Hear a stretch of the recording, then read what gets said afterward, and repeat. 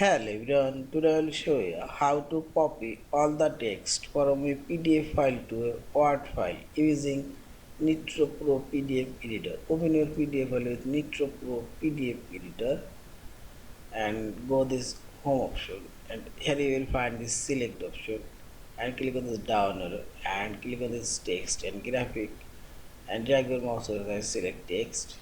Now press right button for your mouse cursor and select here all text and see this all of this text this document now select it.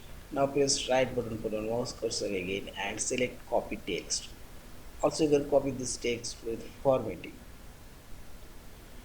I'll only say copy this text and open your Word file.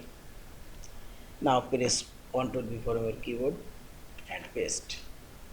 And see this all of this text now paste it here and see this with formatting. Yeah.